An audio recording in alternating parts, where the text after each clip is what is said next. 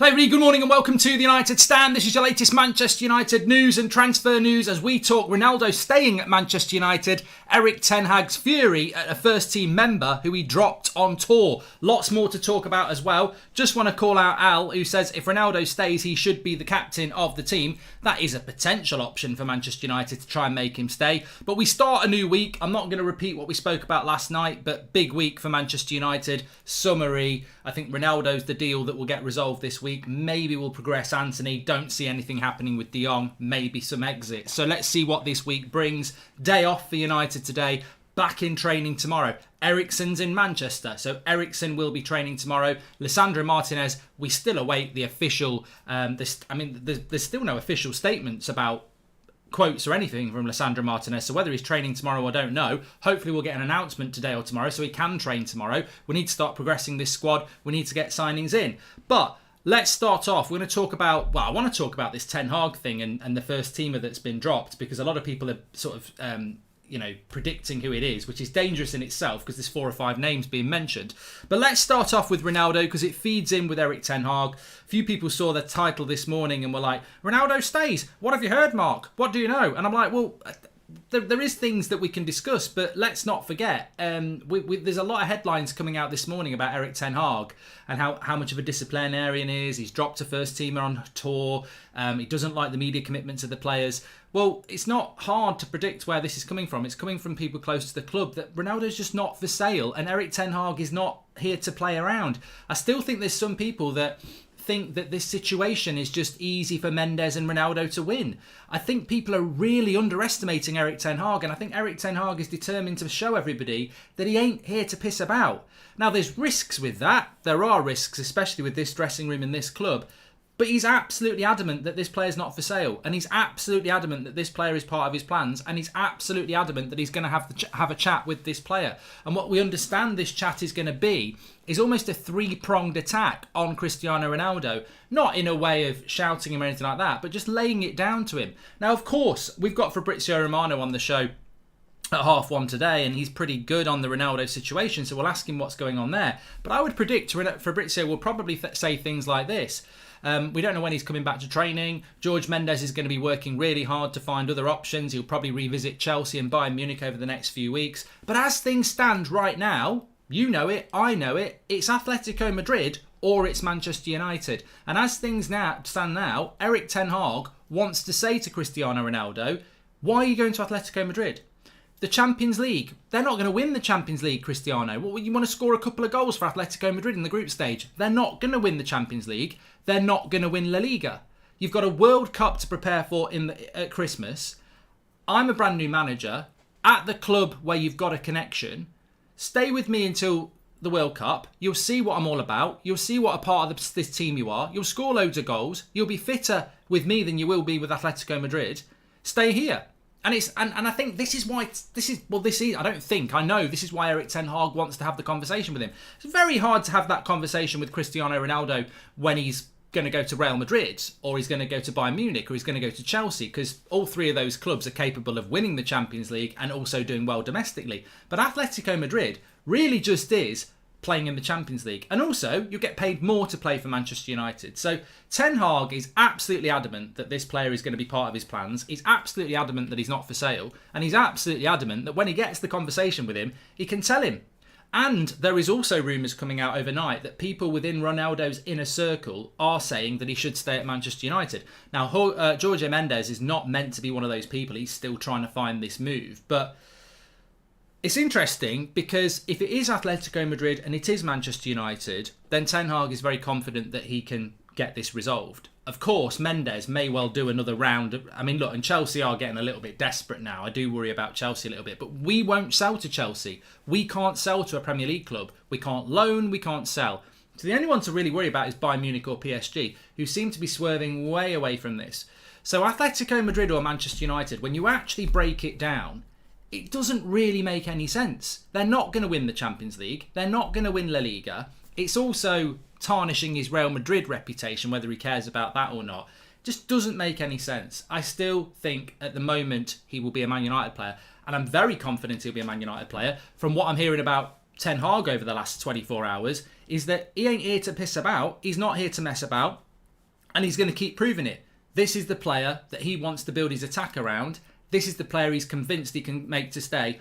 And the really radical thing on this, I've not said that word in about 20 years, but the really radical theory on this as well is that Erik ten Hag actually suits Ronaldo more than anybody in our squad. And nobody's clever enough or thought about it enough to realise this.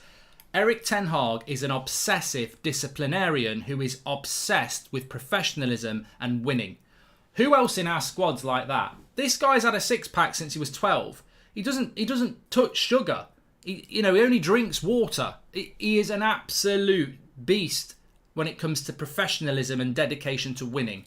And people think that Ten Hag and Ronaldo won't work well together. I mean, Ronaldo, all through his career, is there early and he's there late. He dedicates himself to his profession, and so does Erik ten Hag. So it makes me laugh, and I think this is why Erik ten Hag is so keen to spend time with Ronaldo, because he knows he can impress him and he knows they can work together. And he also knows that the competition for Ronaldo, being Atletico Madrid, is not sufficient enough for him to leave. And he knows he can convince him. And as things stand at the moment, he's just got to get into that conversation, and I think Ronaldo stays. Where did the story of the Ronaldo going out on loan come from? Really hoping we don't do a loan swap with Atletico Madrid for Griezmann would be typical, said Lloyd James. I think it came from the Sunday People.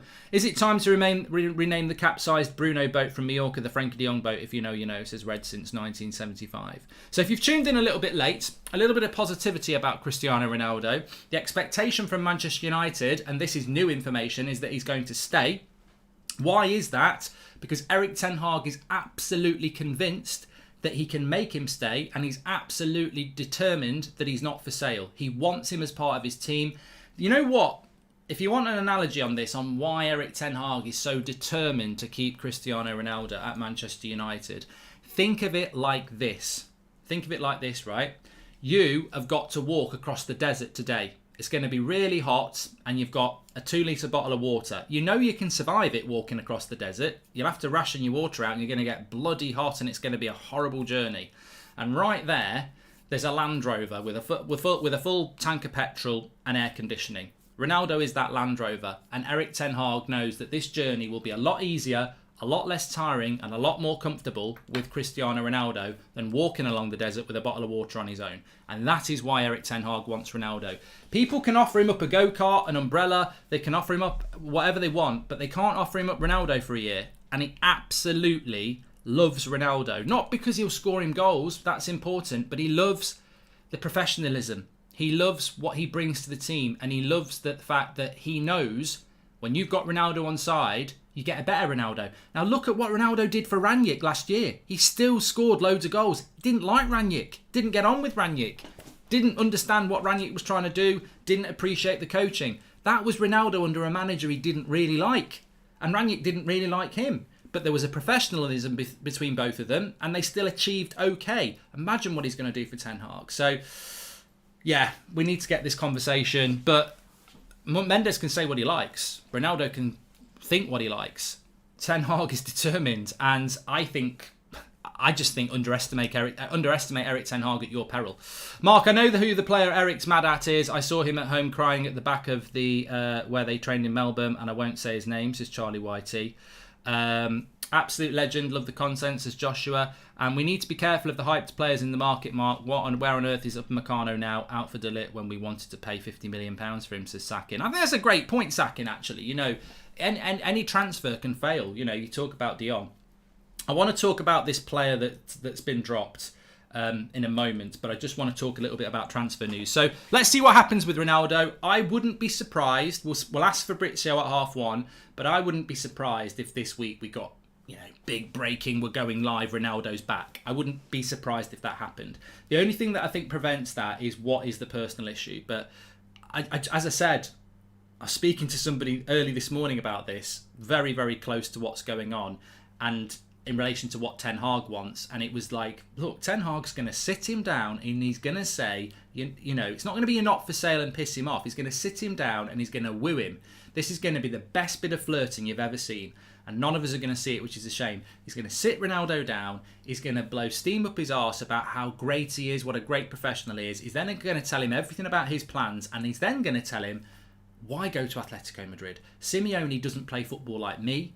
They're not winning the Champions League, and they ain't going to win La Liga. Now, we're not going to win the Champions League, and we're not going to win La Liga or the Premier League. But what we are going to do is score a lot of goals. A lot more goals than Atletico Madrid. What we are going to do is entertain people, and you are going to be straight at the top of that, getting the headlines, ahead of the World Cup. Fitter, ready to go. And I tell you what, Cristiano, if we're not, and we're struggling, in January, I'll find you a Champions League club myself. Because remember, that is an option for Ronaldo as well. I don't think this has been spoken about enough. Why doesn't Ronaldo come and play with Ten Hag for 3 or 4 months, trust Ten Hag, and if we get to the World Cup and we're having a crap season and we haven't bought any players and the season's a write-off, he can go to a Champions League club in January on loan for the end of the season and play in the Champions League knockout stages. So there are loads of things we can offer Cristiano Ronaldo, and Ten Hag just wants that conversation because he's convinced that he can convince him. There are other things you can do. You could give him the captaincy. I would have given him the captaincy. I don't think they would give him the captaincy now, but I would give him the captaincy if that means he stays. There's loads of things Ten Hag can do, and I'm very confident that he'll do it. And you know what? He's probably one of the only people in the club at the moment that gives me confidence. And the reason he gives me confidence, because he is what he is. Ten Hag is exactly what I and many other people were saying back in February about wanting this manager.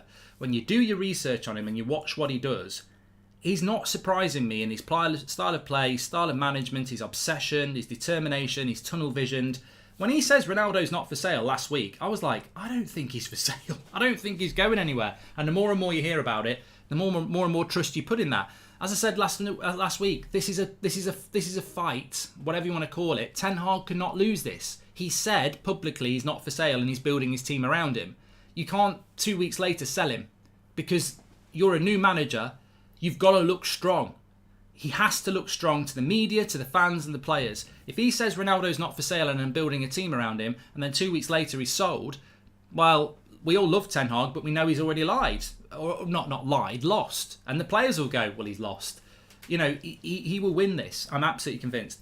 Aram says, Mark, I rate Ronaldo, but who do you think he will accept sharing the position with Martial this season? He ain't sharing the position with Martial. I mean, I love Martial, but anybody who thinks Ronaldo's sharing the position with Martial, you're having a bloody laugh. What Ronaldo is happy to do, and it depends whether Martial is happy to do this, Ronaldo knows he's not playing Thursday, Sunday. He knows that. He knew that last year. Ronaldo knows he can only really play 1.5 games a week. He can't play 2 games a week. So he's he won't be bothered about being subbed off after 70 minutes in a Premier League game, and he won't be bothered about coming on for the last half an hour in a Europa League game. He won't be bothered about that because it's the World Cup, and he'll actually appreciate that, and that will be game managed, and that'll be another thing that Ten Hag sits down with him and says, look, this is about the World Cup for you. I know it's your last one. This is about us having you completely ready for that World Cup, and look at, and it will all be part of it. I love Ronaldo, always have and always will, but I just want this to be resolved before the season. It will be, Alex. I'm sure it will be. Welcome to the Members Club, Jamil. Thank you very much. I mean, just on something that is worth mentioning, and we'll be talking to Romano about this at 1:30, because obviously he mentioned it, was that this Benjamin Sesko is on the list for Manchester United as a prospective forward. Apparently, that list obviously contains people like Anthony, as we've known. But the more interesting thing this morning is that if United were to make a move for this Sesko, the price coming out this morning is £55 million. Now, I wouldn't get too panicky about that. There's no way you pay £55 million for a 19-year-old from RB Salzburg in Austria. Adeyemi's just gone for €30 million to Dortmund, and he's got a much higher profile. So that's not going to happen. We'd probably have to pay 30 million, maybe a little bit more. But it does show you that it's the 25th of July, and you can't just go knocking on people's door on the 25th of July and taking their best players. You can take their utility players, you can take players they want to sell, but it's difficult to sign the Antonys and the Seskos at the end of July because they're just about to start their new seasons and don't really want to be disrupted. So you do end up paying a little bit more. We've already seen that with Lisandro Martinez. Do you think if Ronaldo turned up early for pre-season and showed Ten Hag what he's about, he might have got the captain's armband, says Dazzo? Potentially, yeah. We'll never know, but potentially, yeah. And also, can I just say as well, we can all talk about how Erik Ten Hag is going to convince Ronaldo, and he's going to sit him down and say, look, we've got this plan for you for the World Cup. We're going to get you really fit. You're going to score loads of goals. You're going to be sharper than you've ever been. I'm an obsessive, you're an obsessive, you're a professional, I'm a professional, let's work together. There's no point going to Atletico Madrid because their football's crap. They're not going to win the league. They're not going to win the Champions League. I mean, you're really just going there to score a couple of Champions League goals. What's the point? Stay with me. Let's play some good football. But Ronaldo will say back to Ten Hag, and we've not considered that, where's your signings, Eric? Like, I played with this team last year. You're writing this season off. I know you're optimistic, but you are writing, and this will come from Ronaldo's side. He will say, I like everything that you've said, but I played with this team last year, and it's the same team. And that midfield's the same midfield. And you can talk about your triangles, you can talk about your high press, but that midfield will get dominated. It doesn't matter how good you are, you're not Harry Potter. It will get dominated. My big issue is not just playing in the Champions League, it's also the lack of ambition this club have shown. Where's your midfield? Also, all you've got is right-footed forwards who don't like to put a cross in. So where's the service coming to me?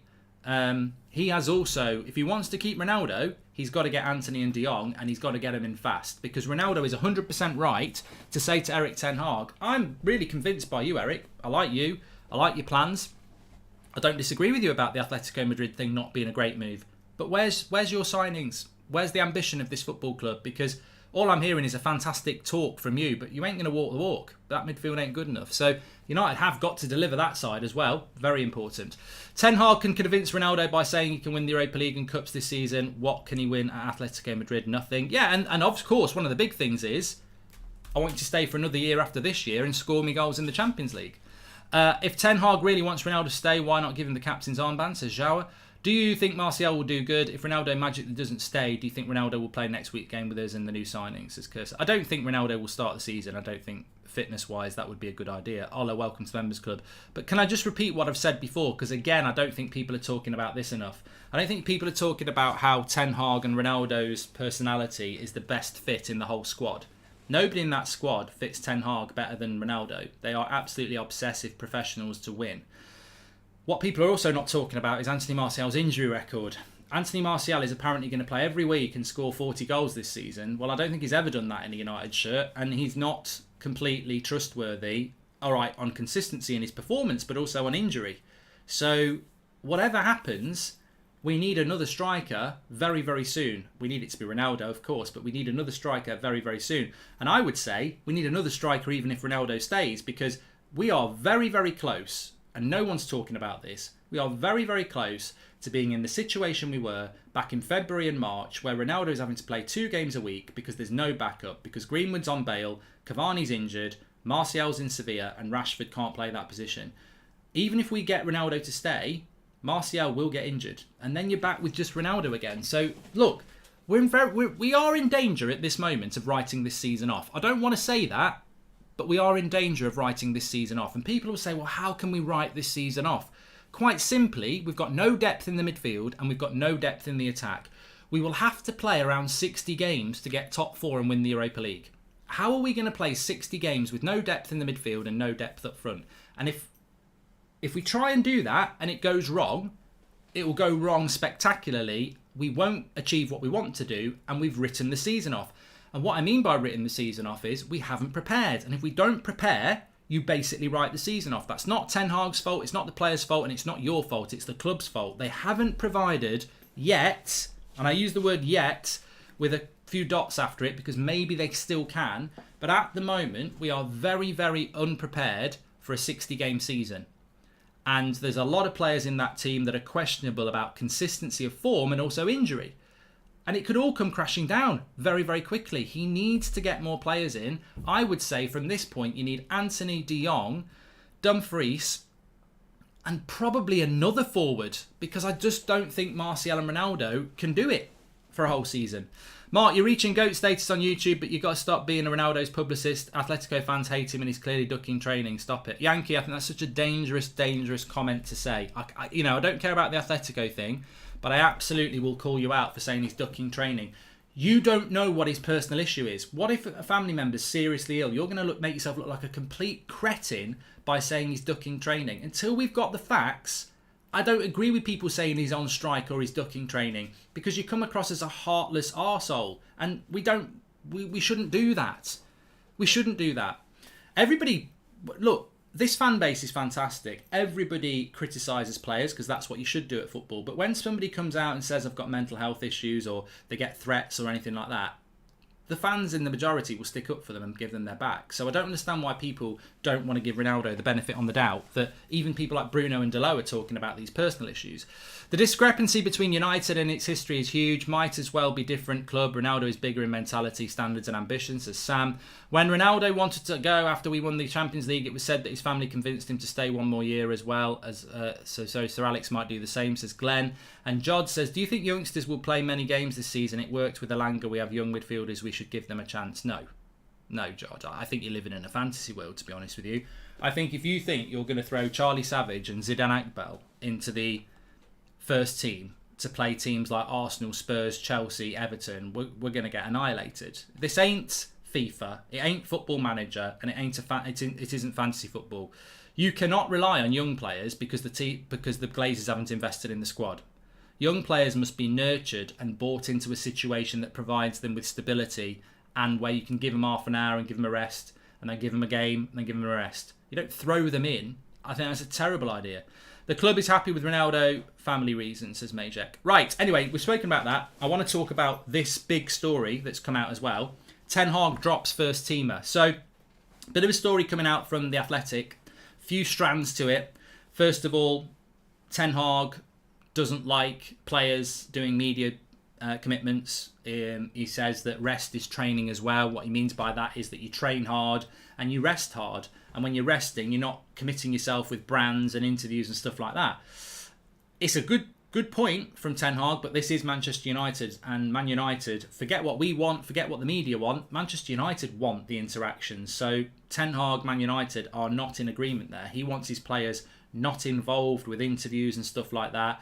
United, we're the kings of doing that. I mean, literally, look at everybody's Twitter feed. It goes up by millions just by being a United player. So I agree with Ten Hag, but I think he'll have to come to a compromise on that.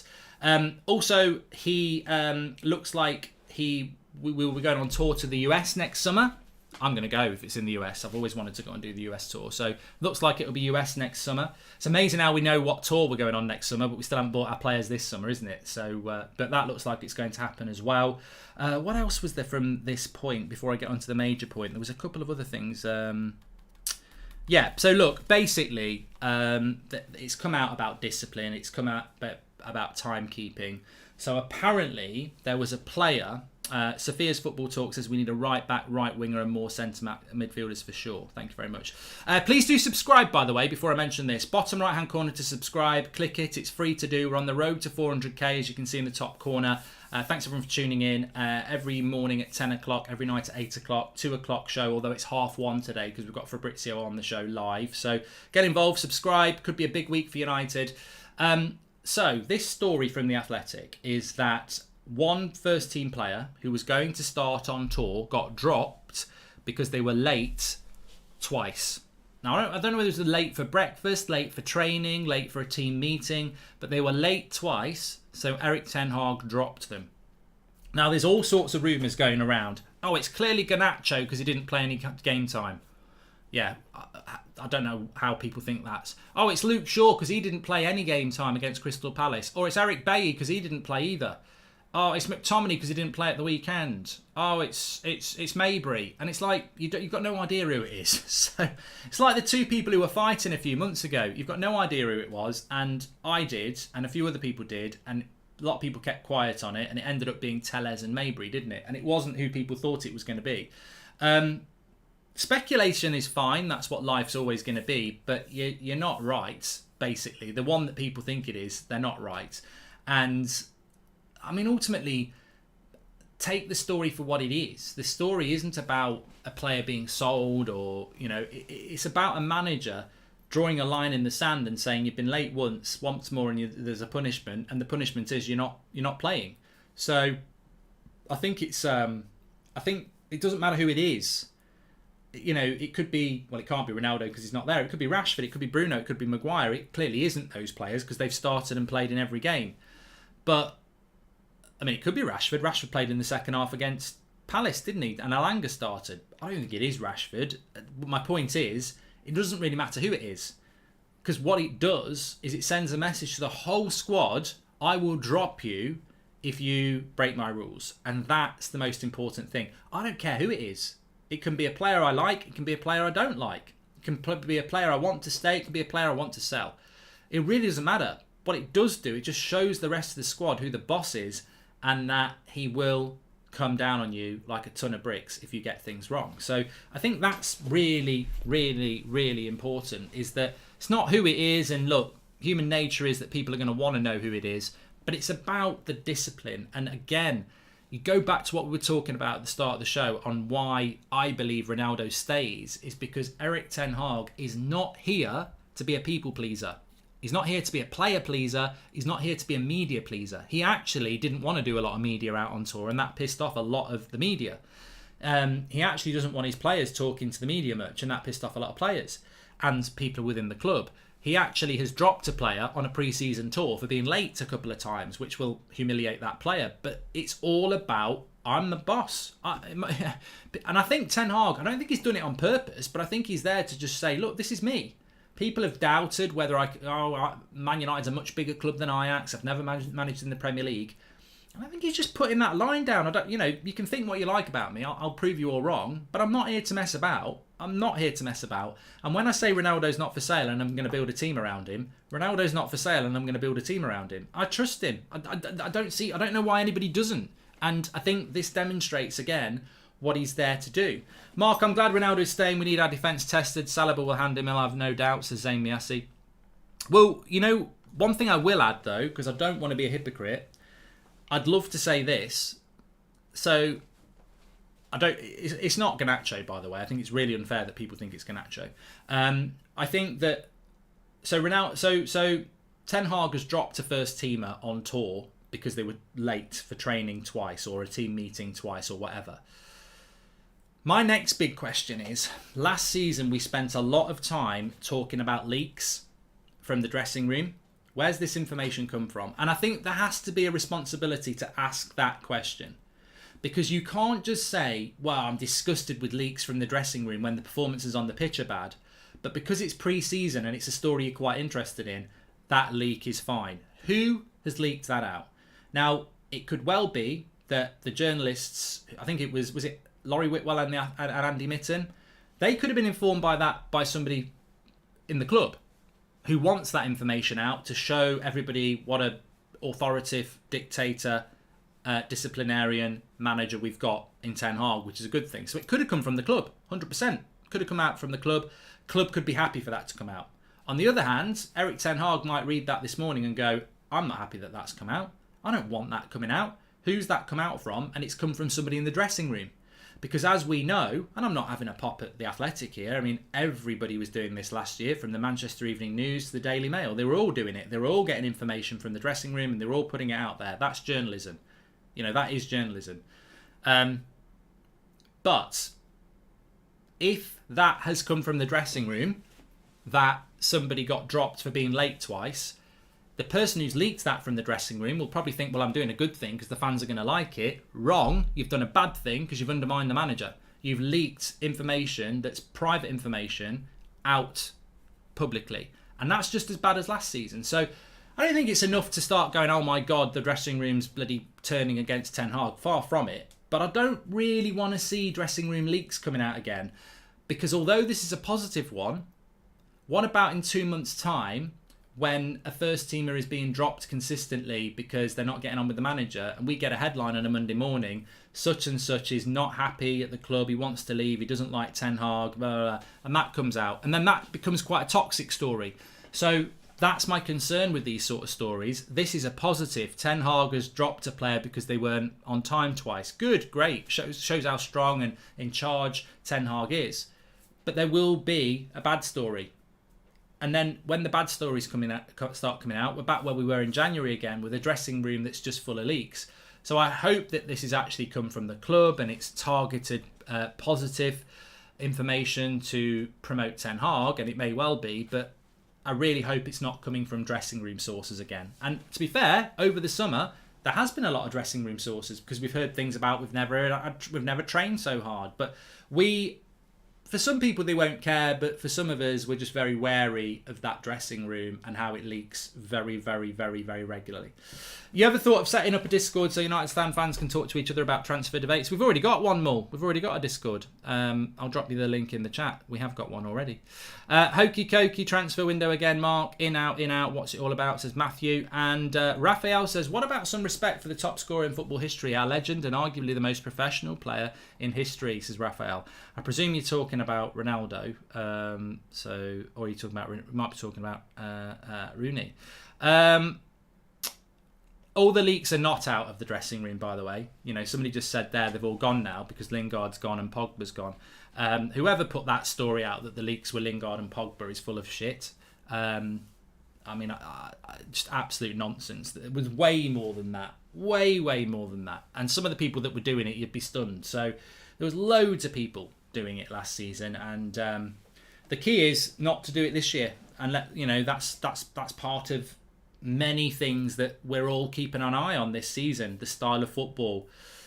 Can we play for 90 minutes? Can we stay united as a team? Can people stop moaning and leaking information? Can Ten Hag keep a tight ship? So yeah, it's going to be very interesting to see how the season pans out. But I think that one of the first things, I don't know what this week holds. I mean, Ronaldo might not come back this week. He might come back next week. But, what I do think is if you imagine a situation where we sign Anthony or Ronaldo says he's staying, they're big boosts and they're big improvements to the team. And I want to be in a situation soon where Ronaldo's staying, Anthony signs and De Jong signs. And then I think we've got a platform to build something quite decent this season. I still don't think it's enough, but I don't think this summer was ever going to be enough.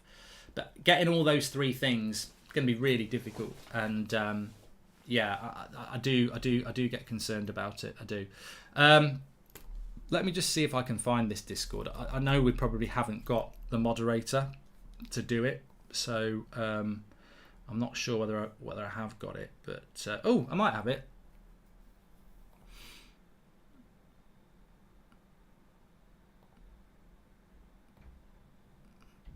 Oh, it's not working. I will get it sorted for you. Don't worry. It used to log me straight in, but for some reason it's not working. So I will sort it out. Don't worry about that. Ronaldo is already gone and Anthony is in, says Liam. Yeah, talking out your arse, Liam. Broho from Chelsea looks like a good replacement. Yeah, we're not going to get a player from Chelsea though, are we? And I'm not talking about who the leaks are. We don't need to go back to all that. So Eriksen's in Manchester. He'll be back in training tomorrow. Well, he'll be in training tomorrow. Lissandro Martinez was still waiting for the official line. I don't know whether he'll be in training yet because they've still not announced him officially with any quotes. Maybe that'll happen today. And look, it's a day off for the players. It won't be a day off for Erik Ten Hag. And I think that conversation with Ronaldo is hopefully going to happen very, very soon. So let's wait and see what happens. Thanks everybody for watching. Please smash a like on the video. Don't forget to subscribe, bottom right hand corner. Actually, sorry, there's a few questions coming in here. Remember we've got 120 million. We could get someone else instead of De Jong, says Future. Hey, look, I've not spoken about De Jong, to be honest. Because I want to ask Romano about De Jong at 1:30. I want to ask about this story coming out that he's willing to halve. I mean, I really want to drill into this. So I don't know. Apparently there was a story last night, and it wasn't very, very good source, was saying that De Jong has spoken with Xavi and has said that he's willing to halve his wages to stay at Barcelona. And Barcelona fans will go, oh, this is great. Frankie loves Barcelona. He's willing to take a pay cut. I just was laughing. I was doing the Talk Sport show, and I said to Alex Crook, and Alex Crook, who's been very good this season, said, I cannot see a situation where Frankie de Jong halves his wages by 50% to stay at Barcelona. And I can't see it either. Like, Barcelona are pulling all these levers to get loads of money in, and Frankie de Jong can see them pulling the levers to get loads of money in to buy loads of players who... I mean, what wages is Kessie on? What wages is Rafinha on? What wages is Lewandowski on? What wages is Koundé on? And Frankie de Jong can see Barcelona pulling all these levers to make all this money, and he goes, yeah, I know you're making loads of money and buying loads of players, but I will reduce my wage by half. And while we're at it, the 17 million that you've owed me, forget about it. Use that to buy another player as well. So it doesn't make any sense. Effectively, this is like being hungry and saying, don't worry, I'll go without food whilst everyone else is eating cake. Like, it makes no sense for Frankie de Jong to do that. It would be immoral, it would be stupid, and it would be ridiculously naive to go, I will halve my wage and write off 17 million to stay at this football club that's treated me like shit all summer. I can't see it. And if Frankie de Jong does that, that's up to him. But he may as well tattoo mug on his forehead, because it would be ridiculous to do that. Why would you halve your wage and write off 17 million? And people say, well, he'll defer it. He's already deferred it. Would you trust Barcelona to give you 17 million when they've not given it you already? And they're pulling levers, bringing in hundreds of millions of pounds, and they're going, we can't afford your 17 million at the moment. We'll give it you in the future. What? When you've spent all this money? Bollocks. I'll have my 17 million now, thank you. So I just don't see that happening. I really, really don't. Especially when they're buying other players. Milinkovic-Savic, says Shah. I don't think Milinkovic-Savic would be a player that would come to Manchester United, to be honest with you. I just don't think he's the right profile of player that we need, and certainly he's very different to what de Jong is. I think that if we didn't get de Jong, we'd probably do something very desperate. We'd have to do something very desperate. Since the Stand are asking, any news on Milinkovic-Savic, says Fimble. No. There's nothing on him. Lazio are desperate to sell Milinkovic-Savic, and I'm sure we'll get linked to him again. But Man United haven't legitimately been in for Milinkovic-Savic in about 6 years. He was a Jose Mourinho target. Oli used to get linked to him. Oli never wanted him. Ten Hag gets linked to him. Ten Hag doesn't want him. He is very much a Mourinho signing. And also, can I just say, Milinkovic-Savic, Lazio will want what Barcelona want for de Jong. And that's the problem with a Milinkovic-Savic or a Ruben Neves. Wolves and Lazio will want what we're paying for de Jong, which is completely ridiculous because de Jong is way better than both those players. I think if we didn't go for de Jong, and I think it's way early way too early to talk about that, I think we'd end up going for a Tielemans. That's who I think we'd end up going for, someone like that, who very, very much could be a bench player if he came to United. And people will laugh at that, but when we bought Donny, McFred still got picked, and I think the same thing could happen with Tielemans. The brilliance of buying a Frankie de Jong is that he goes straight into that team. But we need a midfielder. I think we need two. To be fair, Barca have a new wage cap in the club under Laporte that all new signings are agreeing to. Even Dembele took a 40% cut, says Ricky Rick. I guarantee you Lewandowski's on good wages at Barcelona. I don't think for 1 minute that Lewandowski's on... Well, let's see if we can find Lewandowski's wages at Barcelona. It shouldn't be too hard. Let's have a look.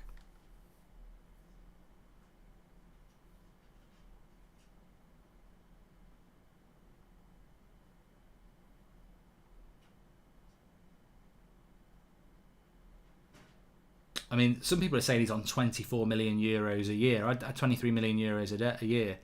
That can't be right. That can't be right.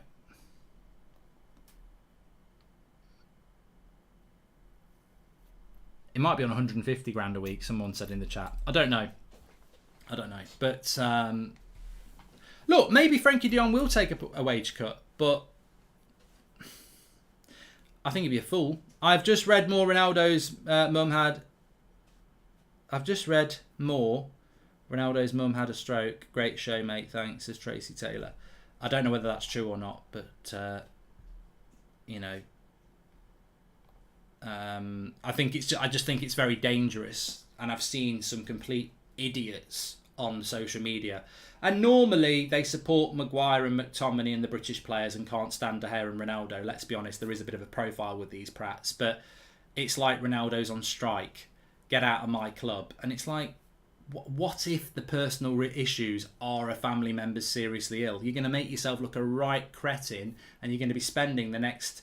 Whenever that news comes out, you're going to be spending the next hour afterwards going through your tweets, deleting them. Like, don't tweet about stuff you don't know what's going on, basically. So yeah, I think it's going to be very, very interesting. We could ask Lewandowski. We're going to ask Fabrizio about the wages situation with Frankie de Jong anyway, aren't we? So we will see what happens with that. Okay, thanks everyone for watching. So Fabrizio Romano's on the show at 1:30. Lots to talk to him about. Ronaldo. We'll ask about Sesko. We'll talk about the wages with de Jong. We'll talk about Dumfries, exits, entries, and all that stuff. Make sure you subscribe, bottom right hand corner, so that when anything does happen, you get a notification that we're going live. In fact, I can show you how to do that. It's very, very, very, very clever. Very, very clever. Look, will it work? No. Yes. You click the like button, you click the subscribe button, and then you click the bell to get it to come up. Perfect. That's how it works. Thanks everyone for watching. I'll speak to you all in a bit. 1:30 with Fabrizio Romano, and then 8 o'clock show as normal. Anything happens in between, we go live. That's just how it works. Thanks everyone for watching. Make sure you give us a follow on Twitter at United Stand and at Mark Goldbridge for all the latest stuff throughout the day. And apparently there's been a tweet coming in just as we go about to finish the show. Let's have a look. Well, if it's from European Lad, I don't think it's going to be anything that's particularly positive in relation to Manchester United. Ajax are reviewing Timber as the possible new first option for right back. Nothing concrete for Ethan Laird. Well, interesting then. Timber could be playing at right back. We'll have to wait and see. But he's not coming to United. He's not coming to United. Take care, everyone. Speak to you all in a bit.